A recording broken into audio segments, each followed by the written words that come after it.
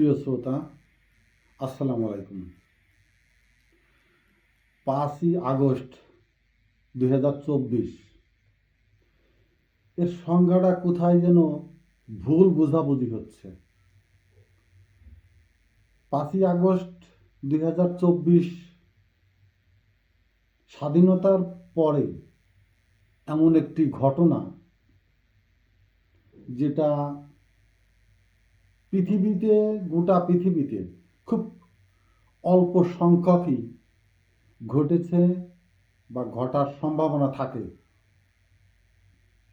আমাদের দেশেও 5ই আগস্ট 2024 যে জনরোষ, যে আন্দোলন, যে বিক্ষোভ, সেখান থেকে সরকার উৎখাত, শুধু উৎখাতই নয়, সরকার প্রধানের পলায়ন, সাথে তার কিছু দোসর যারা হয়তোবা সরকারের সাথে থেকেই সরকারের রং, রূপ, পদ পদবি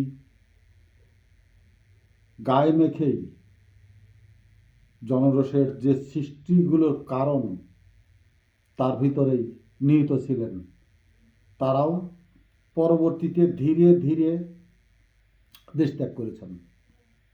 এখন কথা হলো, 5ই আগস্ট শুধু আওয়ামী লীগের বিরুদ্ধে ছিল সেটা তো বোঝা যাচ্ছে না, কারণ উপদেষ্টারা বলছেন আওয়ামী লীগ রাজনীতি করবে এবং তারা আগামীতে নির্বাচনেও আসার সম্ভাবনা রয়েছে।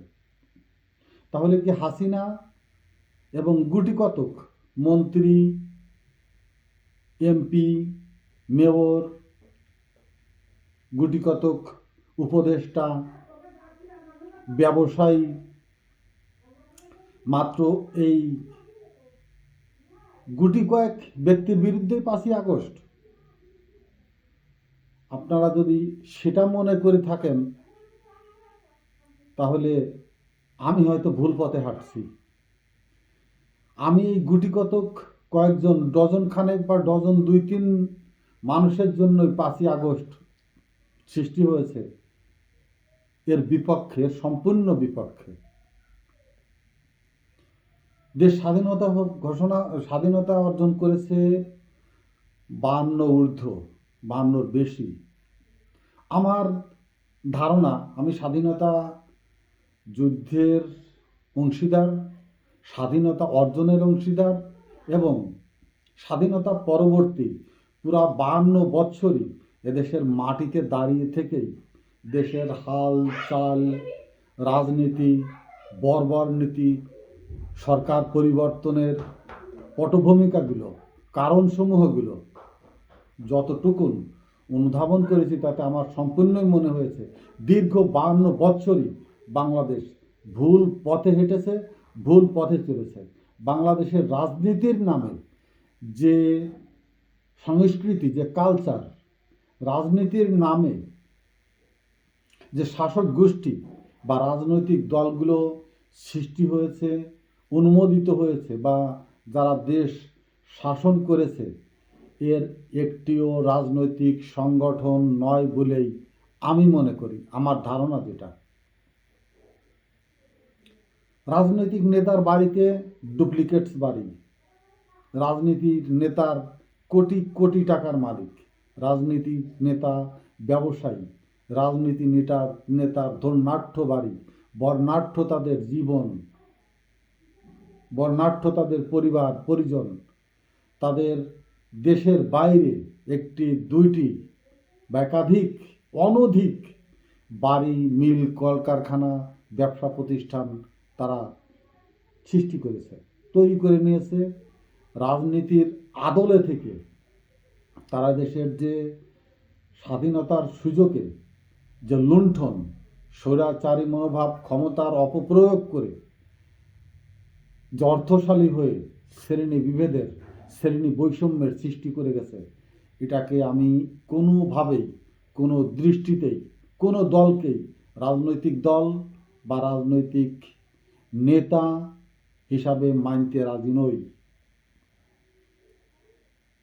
কি আওয়ামী লীগ বলেন কি বিএনপি বলেন বা জাতীয় পার্টি বলেন, আদর্শগত দিক দিয়ে রাষ্ট্র পৃষ্ঠপোষকতার জন্য, রাষ্ট্রের জনগণের কল্যাণে, রাষ্ট্রের সার্বভৌমত্ব রক্ষার্থে হয়তো যে সরকারি বাহিনীগুলো তৈরি হয়েছে, এরা সাধারণ সৈনিক যারা, পুলিশ বলেন, বিডিআর বলেন, সেনাবাহিনী বলেন, মধ্যবিত্ত, মধ্যবিত্ত এইসব পরিবারের সন্তানেরা, এদের অর্থের প্রয়োজন, এদের খাদ্যের প্রয়োজন, বস্ত্রের প্রয়োজন, সব প্রয়োজন মেটাতেই এইসব বাহিনীগুলোতে ভর্তি হয়ে আছে। এবং এরা মাস গেলে বেতনের বিনিময়ে হোক, যে কোনোভাবেই হোক, রাষ্ট্রকে এরা ভালোবাসে। এরাই মূলত রাষ্ট্রকে সার্বভৌমত্ব বলেন, নিরাপত্তা বলেন, সর্বদিক দিয়ে রাষ্ট্রের উন্নয়নে, রাষ্ট্রের জন উন্নয়নে, নাগরিক নিরাপত্তায় প্রকৃতপক্ষে এই মানুষগুলোই বাংলাদেশকে টিকিয়ে রেখেছে। পক্ষান্তরে ঊর্ধ্বে যারা আছে, এরা রাষ্ট্রকে ভালোবাসার নামে, রাজনীতির নামে, দলীয় সংজ্ঞার নামে বাংলাদেশ থেকে যে লুণ্ঠন, যে পাচার, বাংলাদেশের জনগণকে যে নিষ্পেষণ চালিয়ে গেছে, মূলত আমি বলি 5ই আগস্ট সেটার বিরুদ্ধেই আন্দোলন। সেটা হোক আওয়ামী লীগ, সেটা হোক বিএনপি, সেটা হোক জাতীয় পার্টি। আমরা জামাত ইসলামকে এখনও ক্ষমতায় পাইনি, তাই তাদের বিহেভিয়ার, তাদের রাষ্ট্র পরিচালনার নীতি নির্ধারণ, কৌশল, জননিরাপত্তা, সামাজিক নিরাপত্তা, অর্থনৈতিক নিরাপত্তা, রাষ্ট্রের সার্বভৌমত্ব এবং দেশপ্রেমের যতটুকু আমরা পেয়েছি শরিক হিসাবে বিএনপির সাথে, ততটুক থেকে বলতে পারি যাদেরকে ফাঁসি দেওয়া হয়েছে, কয়েকজন মন্ত্রীও ছিলেন, মুজাহিদ সাহেব ছিলেন, মতিউর রহমান নিজামী সাহেব যারা ছিলেন, এদেরকে অন্যভাবে ধরার জন্য দুদক দিয়ে, বিভিন্ন সংস্থা দিয়ে পাই টু পাই প্রত্যেকটা মন্ত্রণালয়ের প্রতিটা ফাইল পুঙ্খানুপুঙ্খভাবে অডিট শুধু নয়, অডিটের বাইরেও আরও কিছু করা হয়েছে তাদেরকে ধরার জন্য। ইনশাল্লাহ কোথাও তাদেরকে পাকড়াও করতে পারে নাই। পরিশেষে 1971 সালের মানবতা বিরোধী অপরাধ যে নামে ফাঁসিতে কার্যকর হয়েছে, সেই হিসাবে আমরা এতটুকুন বলতে পারি জামাত ইসলামের রাষ্ট্র পরিচালনার ইমেজ ক্লিন থাকবে। কিন্তু এই নয় যে জামাত ইসলামের জন্য আমি কোনো সুপারিশ করছি বা তাদের জন্য গুণগান গাইতে এসে আজকের ভিডিও, কিন্তু আজকের ভিডিও আমি স্পষ্টভাবে সবার মাঝে আমি জানিয়ে দিতে চাই 5ই আগস্ট পুরা স্বৈরতন্ত্রের বিরুদ্ধে। গুটিকতক মানুষ কোনো দলের বিরুদ্ধে নয়, সে যে দলেরই হোক, যারা স্বৈরতান্ত্রিক ধারা সৃষ্টি করতে চেয়েছিল, যারা দেশের অর্থনীতিকে নিজস্ব সম্পদ ভেবে নিজেদের করে নেওয়ার মনোবাসনায় লিপ্ত ছিল, তাদের বিরুদ্ধেই 5ই আগস্ট। অতএব যারা খুশি আওয়ামী লীগের পতন হয়েছে, শেখ হাসিনা পালিয়ে গেছে, গুটিকতক মন্ত্রী পালিয়ে গেছে, বাস এতেই আমরা সন্তুষ্ট, দেশ পরিশুদ্ধ। এখন আমরা তো ভাই ভাই, আমরাই ক্ষমতায় আসছি, আদতে সেটা সম্ভব নয় যে ভাই দুইটাই, তুই একবার ক্ষমতায় থাকবি, আমি একবার ক্ষমতায় থাকব, এর ভিতরে যেন কেউ আর না ঢোকে। 5ই আগস্ট এই মতবাদের বিরুদ্ধে 5ই আগস্ট ভাই বন্ধু আত্মীয়তার রাজনীতির বাইরে, 5ই আগস্ট স্বজনপ্রীতি, মিলেমিশে মিল কলকারখানা ব্যবসা প্রতিষ্ঠান, মিলেমিশে কন্ট্রাক্টারি, মিলেমিশে প্রজেক্ট ভাগ, এই রাজনীতির থেকে বের হয়ে এসে সম্পূর্ণ গণতান্ত্রিক ধারা, যেখানে অর্থের প্রভাব থাকবে না, যেখানে ভোট টাকা পয়সার বিনিময়ে লেনদেন হবে না, তেমনই ভবিষ্যৎ রাজনৈতিক দল গঠনের অপেক্ষায় 5ই আগস্ট। 5ই আগস্ট যদি তুচ্ছ তাচ্ছিল্য করে ঘৃণা ভরে যারা নির্বাচনমুখী পাগল হয়ে উঠেছেন, তারা যদি ব্যাকুল হয়ে ওঠেন, 5ই আগস্ট তারা আপনারা ভুল বুঝেছেন, ভুল ব্যাখ্যা করছেন। 5ই আগস্ট যারা ভোটের জন্য উন্মাদ হয়ে উঠেছেন, তাদেরই বিরুদ্ধে। তাদের এতটা উদ্গ্রীব হওয়ার কারণ কি? 52 বছর তো গণতান্ত্রিক সরকারই এদেশে ছিল।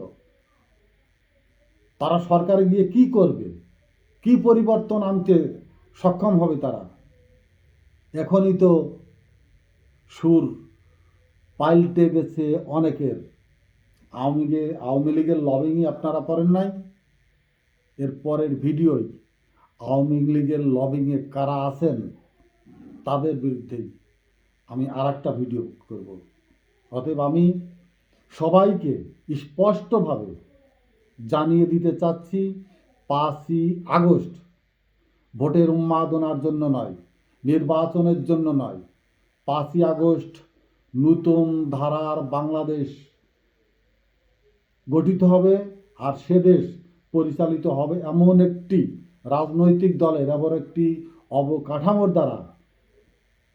যারা এমপি হবেন, ঢোকার সময় সমস্ত সম্পদের হিসাব দিয়ে ওই এমপি ভবনে ঢুকবেন, যে সুটকেস নিয়ে, যে ড্রেস নিয়ে, আসার সময় প্রত্যেকটি সম্পদের হিসাব মিলিয়ে কত টাকা পেয়েছেন আর কত টাকা ব্যয় করেছেন তার হিসাব মিলিয়ে নিরাপদে এমপি হোস্টেল থেকে বের হয়ে আসে স্বাভাবিক জীবনে ফিরে আসবেন।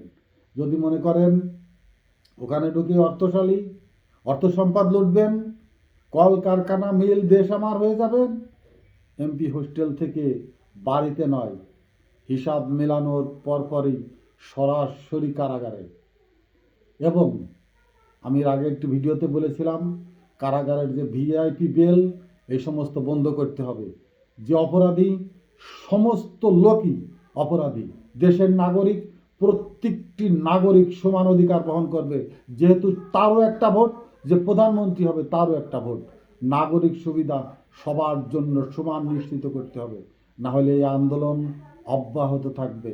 অতএব সাবধান। আসসালামু আলাইকুম।